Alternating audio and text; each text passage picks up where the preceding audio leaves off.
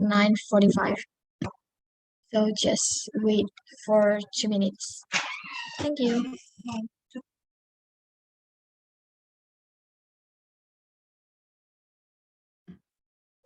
Yeah. Hello, Miss. I'm sorry. Can I ask you something? Are we still waiting for Mr. Ahmad from Yes, Ahmad Miss. University? Because he's supposed to be my moderator. Yes, we will wait him. Okay. Thank you.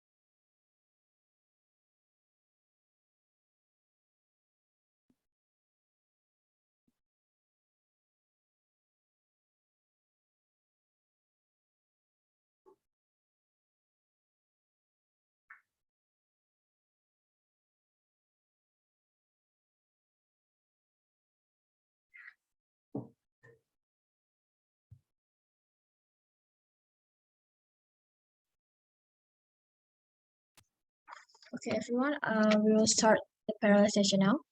Good morning and afternoon, ladies and gentlemen. Welcome to room 10 of parallel session 1 of LLTC 2022. My name is Diva and I will be in the PIC of this room. I will also act as a timekeeper and will be reminding the presenter verbally 2 minutes before the time is up. In this parallel session, each team will have 15 minutes to present and 5 minutes for Q&A session. Each presentation will be moderated by the next presenter. So without any further ado, let us begin the first presentation by Muryani Hartanto, which will be moderated by Ahmad Budairi. Since he wasn't here, I will take as the moderator. So you can start your presentation now, Miss. Thank you. Thank you, Miss. Good morning, ladies and gentlemen. How are you today? Yeah, I hope that everyone is doing great. I would also like to thank you all for your time and interest in my topic. So first of all, I'd like to share my screen first.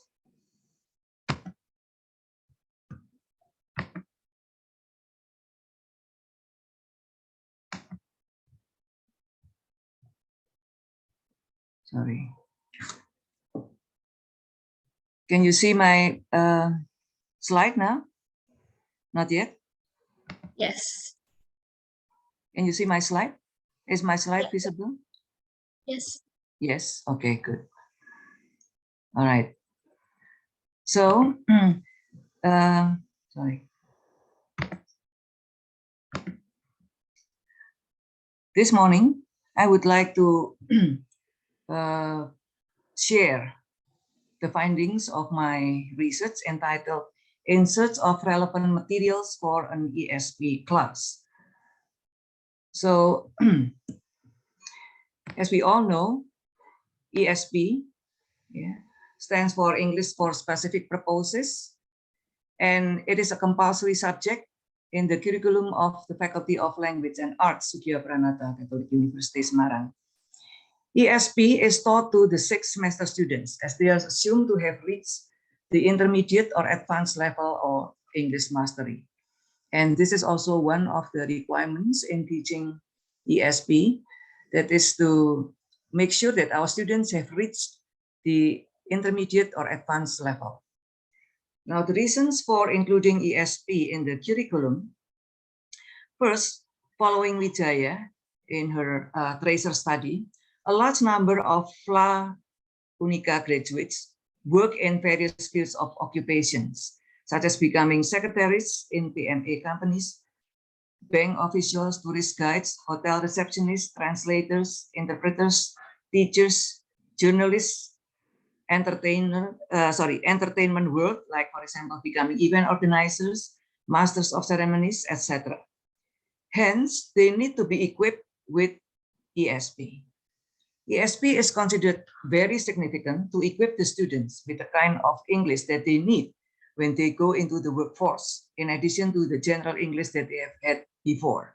So the second reason is very closely related to the first one. And then reasons for conducting the study. Since the implementation of ESP, no evaluation nor needs analysis had been conducted as to find out whether or not the goals of the course and materials used were relevant to the students' needs. So this study particularly focused on revealing the students' perception on the materials or topics taught in ESP class up to the time the research was carried out. Furthermore, it also aimed at obtaining the students' suggestions on other topics which they considered relevant to their future jobs or careers.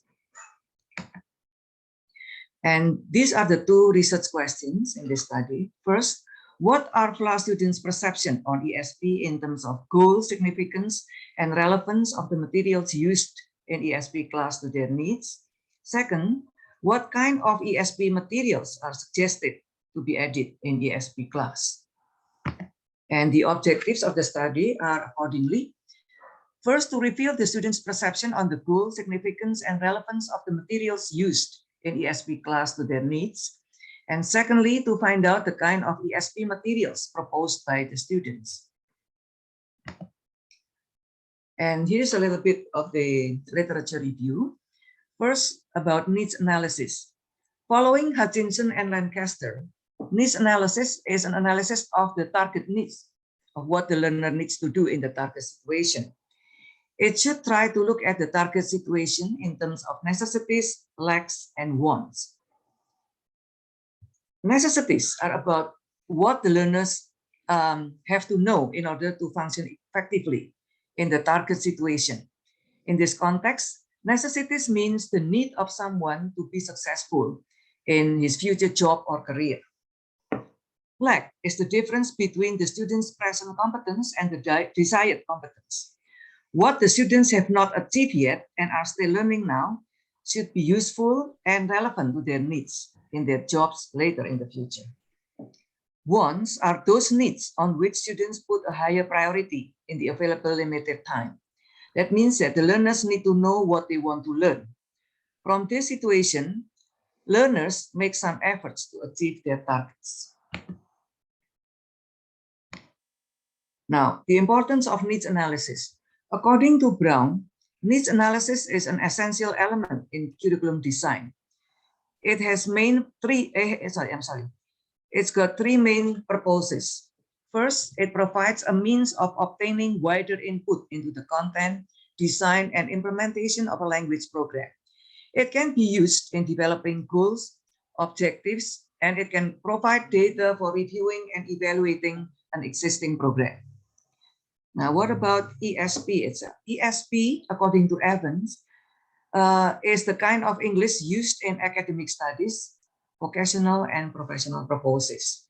And he further stated that ESP may be related to or designed for specific disciplines. It is generally designed for adult learners at an intermediate or advanced level mastery. The method of the study is descriptive. It employed 37 students who just finished taking ESP course as the respondents, and the main instrument is questionnaire with two kinds of questions, closed and open-ended questions. And there are 4 options in the closed-ended questions arranged based on the Likert scale method. Before the administration of the questionnaire, a piloting stage was conducted. Another instrument used was interviews with 8 students being the interviews. The data obtained from the closed-ended type of question was analyzed using SPSS 25. Those obtained from the interviews were used to complete and cross-check the data from the questionnaire. And here we come to the findings and discussion. The findings are divided into 4 sections. First, we will see the goals of ESP course according to the students. I'm sorry, I need to plug in because the battery is low.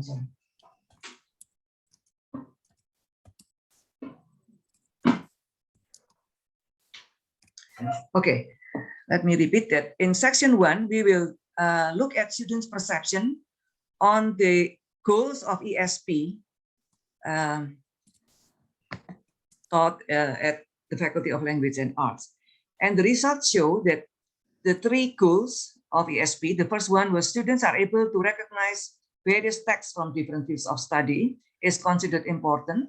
And the second goal, students are able to understand various English texts from different fields of study is also considered important. And the third one, students are able to use English vocabulary from different fields of study, both orally and in written forms, are also regarded important because the mean scores are around 3, which mean important. The standard deviation scores of the 3 variables above are below 1, which indicate the narrow dispersion of the respondents' answers. And section 2, respondents were asked to give their opinions on the 5 types of materials used or the 5 types of topic used in ESP course. There are 5 topics offered to the students in ESP class, and they are as follows: English for medical purposes, English for economics, English for business, English for science, and legal English. All these topics are considered important as indicated by the mean score 3.16, 3.27, 3.2, 3, and 3.18 subsequently. The results of the interviews are also in line with this. So all interviews agree that the topics taught to them are important and relevant to their needs. Okay, I would like to directly go to this slide. In addition to the 5 existing topics, 22 new topics are presented to the students, and they were also asked to decide whether or not these topics were relevant to their needs and interests. And the most significant topics, according to them, are English for tourism, English for public relation, English for the office, English for MC and presenters, English for entertainment, English for teaching, English for hospitality, and English for the nurses. Topics number 3, 4, and 5, they were English for the office, English for MC and presenters, and English for entertainment, got the same mean scores, that is 3.37, which means that they were equally significant according to the students. And we can see probably more clearly this figure 1.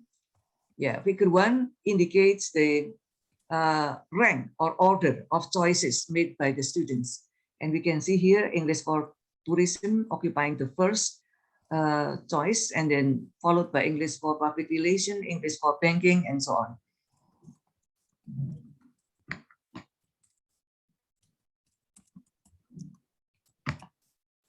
Now we come to section 3.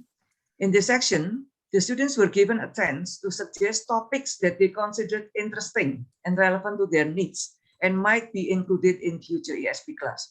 The difference between this part and the previous one was in this section, the students were free to suggest or to propose their own topics. Yeah, so no list of choices were made for them. Yeah, so they just wrote down or jotted down what they thought were important or relevant topics for them. And again, we can see the results here. Yeah, surprisingly, English for politics and international affairs seem to be the students' most highly chosen. Some other topics which are recommended are, among others, English for arts, English for sports, English for traditional culture, English for transportation, and English for mass media. And the other 4 topics are exactly the same as those given in the existing syllabus of LA. And this serves as evidence for us that the topics taught in our ESP class up to the time of the research was significant for our students. Yeah, so this figure shows again the rank or the order of choices of topics made by the students, starting from English for international politics, English for medical purpose, English for arts, English for sports, and so on. In section 4, we asked the students to give their general overview on ESP course. as to express their perception on the usefulness of the course, the degree of variety of materials, and the relevance of the materials to their needs and interests.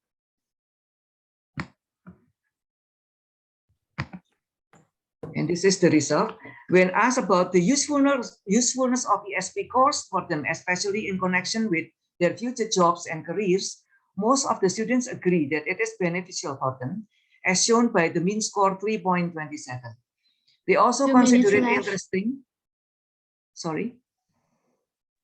2 minutes left for the Okay, presentation. thank you.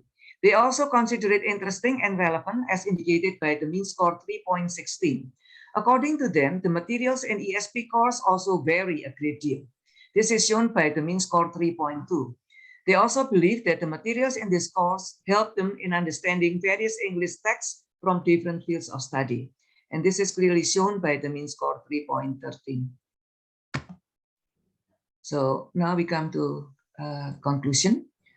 Some conclusions that can be drawn from the findings of the study are as follows. First, the goals of ESP were well accepted by the students. The students agreed with the materials or topics given in the course. And finally, the students proposed some additional topics that could be included in the future ESP course. So that's all from me. Thank you very much for your attention. If you would like to ask questions, please feel free to ask me. Thank you. All right, thank you, Ms. Muriani, for the presentation.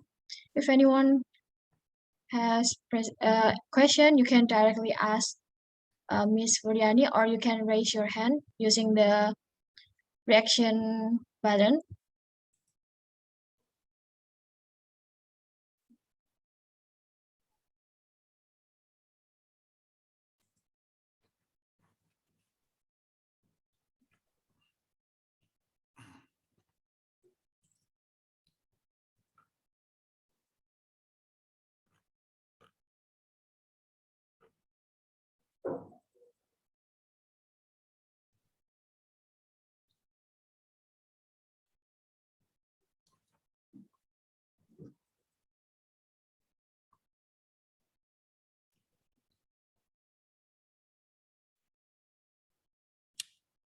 Hello. Oh, hello. Yes, Yeah. my name is Ahmad Budairi from University of Ahmad Dahlan. Oh, yeah. Good morning, Ibu. Mr. Ahmad. Good morning. Hold on a second. Let me put on myself on camera.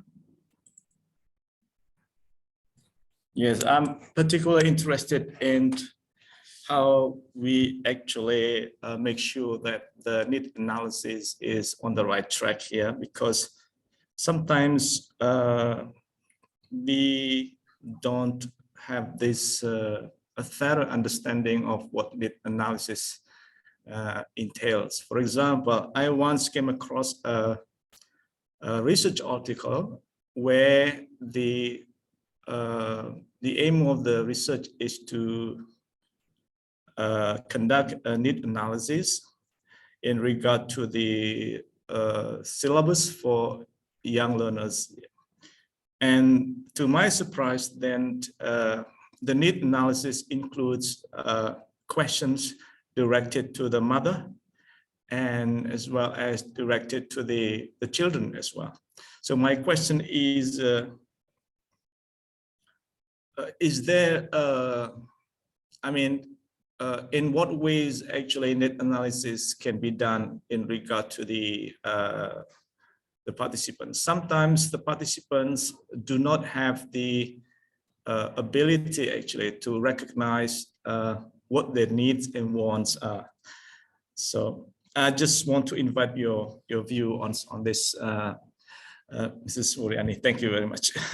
Thank you, Mr. Ahmad.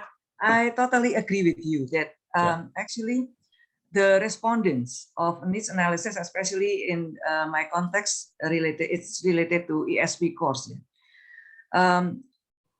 We actually believe that the alumni actually should be the respondents, probably the right respondents in analyzing needs of topics that are relevant to be given in an ESP course. Why? Because they were the ones who have already had the experience in working in various fields of job or occupation.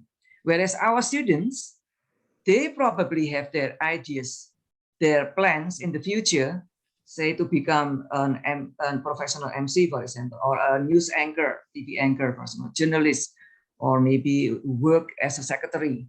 But they still have no slight ideas about what they need to learn, what they need to focus on.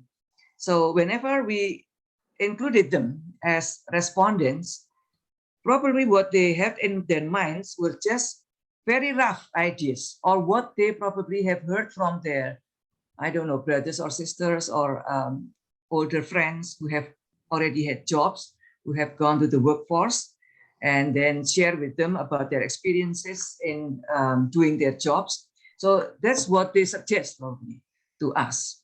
So yes, Mr. Ahmad, I agree that in this context, in my research, it would be better to employ alumni, our alumni, as respondents rather than the students. Yeah, but at this stage, at least probably we know the students' perception on each topic, not necessarily based on what they need in their future jobs, but what they are interested in. Like, for example, if they are interested in working at the bank, then because we also introduce them to English for banking or English for the office, then they would at least be equipped with something that will be beneficial for them in the future. So if I got it right, what you were commenting was on the right choice, of respondents probably for a needs analysis study like Yes, this. that's correct. Because, yeah, I think that's something that we need to bear in mind when designing. And just a short question. Because I missed out the early part of your presentation. You might have mentioned it before, perhaps, but I just want to know. I assume you have produced, something out of this, research, all right? And have you had a chance to actually use it, and given the time that you have you produced maybe syllabus or materials, and have you tried it out with the students? Yes, Mr. Ahmad. After this research, and the sharing, of the research findings, and then came the time for us to make kind of revision for our overall curriculum. Then we decided to have not just one ESP class, but 2 ESP classes in order to accommodate the students' suggestions. Yeah, especially those which they proposed, they considered as important, and we had not included in our previous curriculum. Our previous syllabus of ESP. Yeah, so that way we kind of giving the students a chance to, but the second class of ESP is an optional. Yeah, so whether it's not required. The first one, as I said before at the beginning of my presentation, was a compulsory subject, but the second one is not compulsory. It is an optional subject. So if they think that they need to continue with the second class of ESP, which is of probably a higher level, which has got more detailed materials, then they can take it. But if they don't think that the materials are especially relevant to them, because there's always a course description for each course or for each class, it's free. They are free, I mean, to choose other topics, to choose, other courses, not ESP2. So I'm trying to respond to your question whether something has been done as a follow-up after. Yes, that's true. And that's what we have done. Oh, yes. Thank you very much. My pleasure. For your explanation. it sounds very interesting, definitely. So perhaps we can have further discussion later. Yeah, great. Thank you very much. Thank Mr. you very Ahmad, much. for I your truly response. appreciate your presentation. Yeah. Mhm. Thank you. All right. Thank you very much for the insightful discussion. Now let us move to the next presentation, which will be delivered by Mr. Ahmad Budairi and will be moderated by Ms. Wuryani Hartanto. Mr. Okay. Ahmad, time is yours. Okay, good morning. Thank you very much. First of all, I do want to extend my deepest apology to Mrs. Wuryani for not being able to be the moderator. I'm supposed to be the moderator. Oh, that's all right, sir. No worries. Okay, so let me share my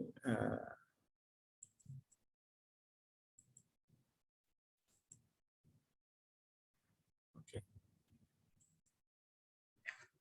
Right.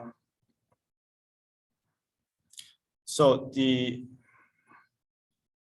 topic of my presentation today is how we can possibly regulate control and freedom in a task-based language teaching within the context of EFL, because later I will explain why we talk about EFL. So task-based language teaching, I suppose everyone here is familiar. Has been understood in different ways as an extension of communicative language teaching, and this is what has been discussed as far as I'm concerned. I try to put it here. So TBLA in terms of theory and practice and research as well. So basically, the debate over TBLT is centered around the role of language input, the balance between form and meaning, and then as well as the opportunity for students to experiment with the language, as well as the issue of authenticity, being authentic, which I might not be able to cover during my presentation. So TBLT this is the core values of TBLT. It claims that learners, with TBLT, we can allow students to have this meaningful input, and as well as to provide as much opportunity as possible for students to experiment with the language in a way which is meaningful, so meaningful production. And then also TBLT attempts to strike a balance between linguistic knowledge and communicative skills. And from my point of view, it depends on actually many things. One of them is to what extent teachers are well informed about the procedure and the techniques, as well as it depends very much on the, what you call jam terbang, fly watch. So the more we actually get in touch with maybe a large volume of books, resources, and so on, and then the more we have experience in classroom-based teaching on a daily basis, then I think it will help a lot. And then also TBLT, I think recent development also touches on the possibility to pre-teach language form, which is actually, this is a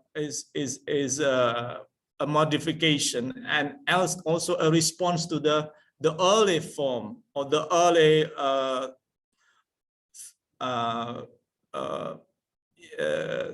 propositions about TBLT, the early practice of TBLT in the context of ESL, English as a second language, where the task that given to students, of course, is relevant because in ESL context, English is used on a daily basis, which is not the case in the context of EFL, where English doesn't have this functional role.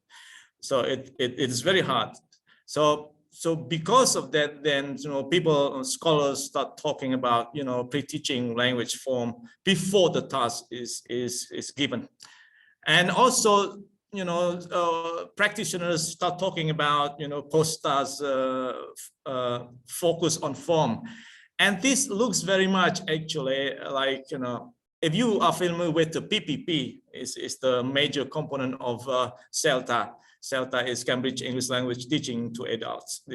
The major component of CELTA is the PPP, and it has become a regime of its own, and a regime PPP. If you talk about PPP, it's presentation and then practice and production. Then TPLT with these elements of post-task focus form, it represents a lot.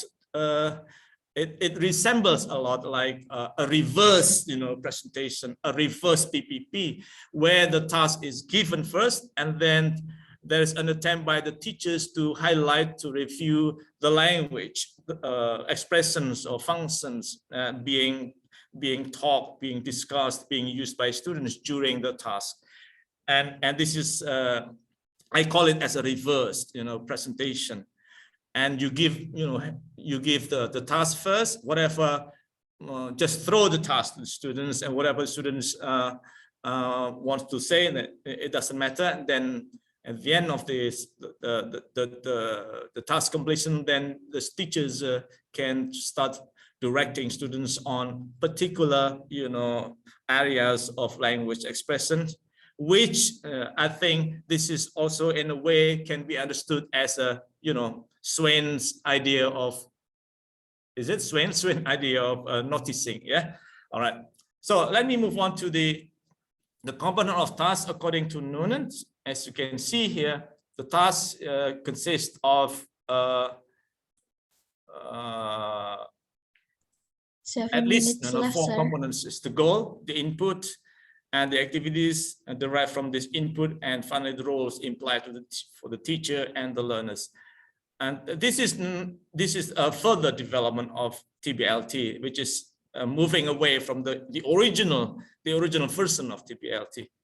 And this is why I will be talking more. Yeah.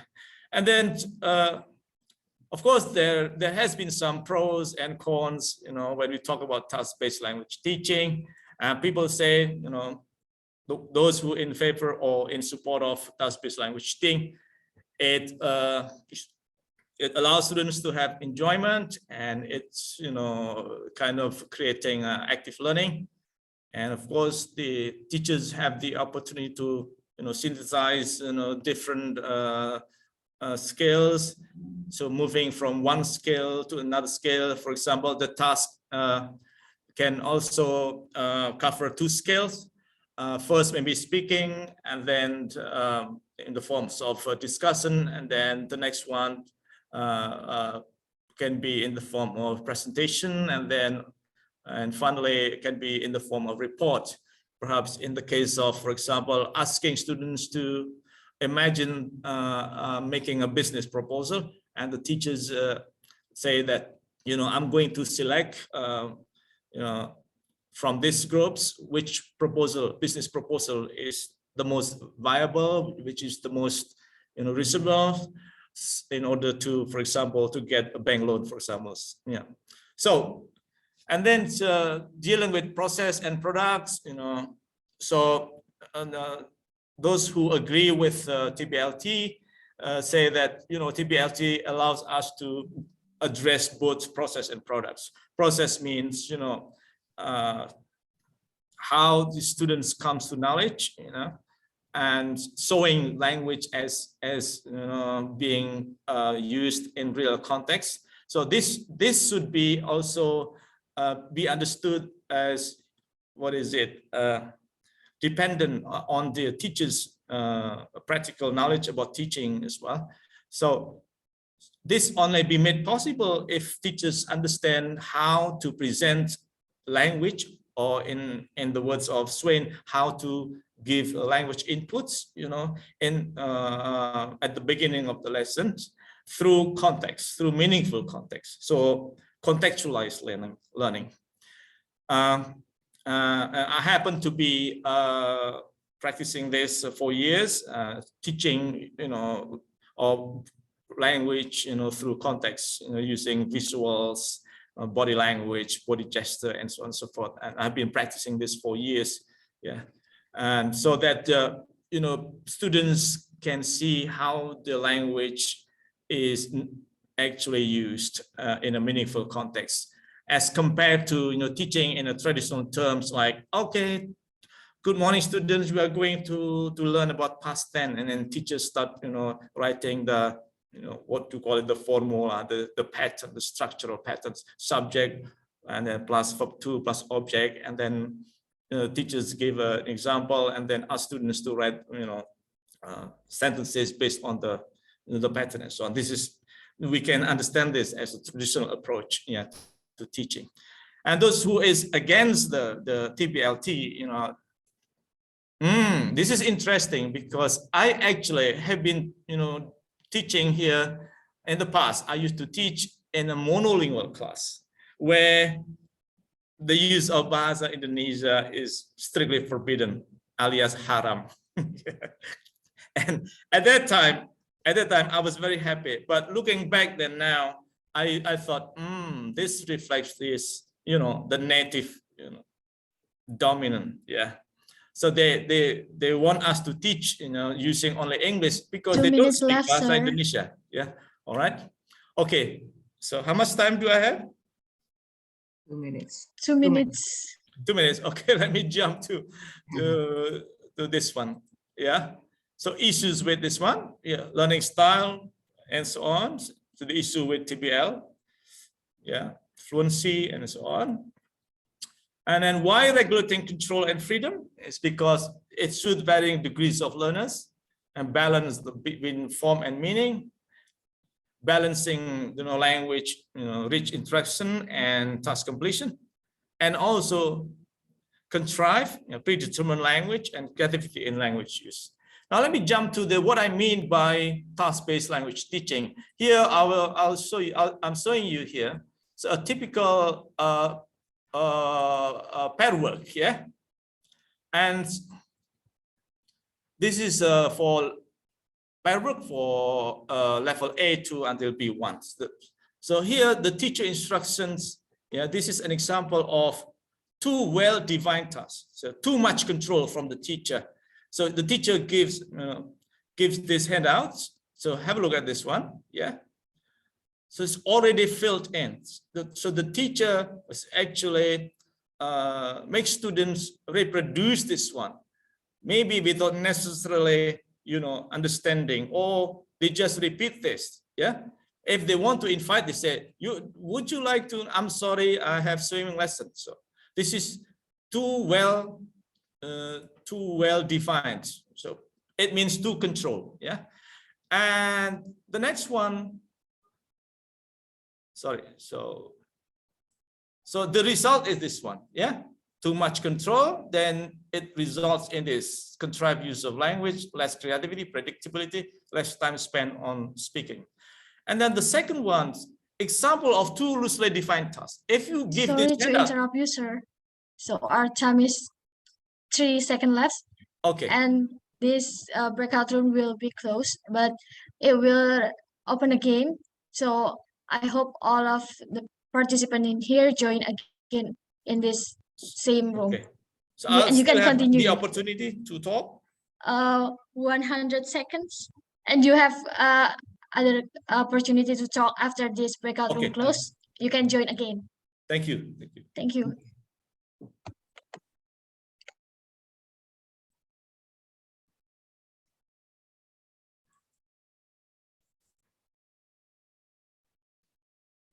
So this is two loosely defined tasks. Students may not have ideas because they are used to being instructed. They are used to receiving explicit. They are used to have this scaffold, yeah, from the teacher. If we just give this one, they spend too much time on this, yeah, and the result will be, this one, too much freedom. It means you just throw this task to students, then student will not, maybe talk as much as expected. And the last one is, this one is a model of well-regulated control and freedom, or constraint, you may call it. So this one, teacher instruction, fill in only one of the days with your plan, and then underneath student B, yeah, the same, yeah. So this, I'm trying to apply what is called as the principles of random principle, yeah.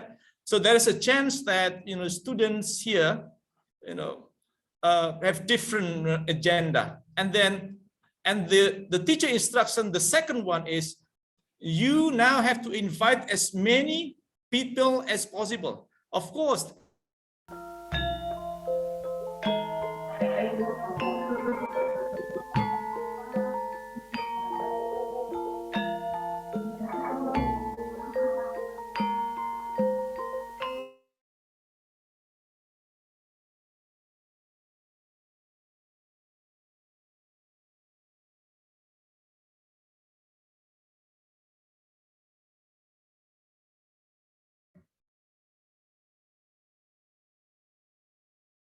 I'm back in this room again, Miss. What about the other participants and Mr. Ahmad?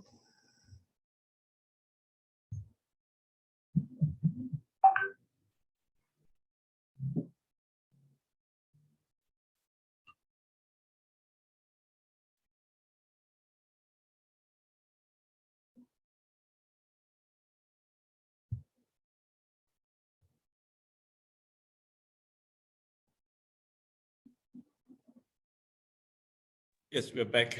Yeah. Okay. Wow. I feel like I was being rushed to finish everything. Yeah. Okay. Yeah. So this is an examples of well-regulated, you know, control and freedom or constraint.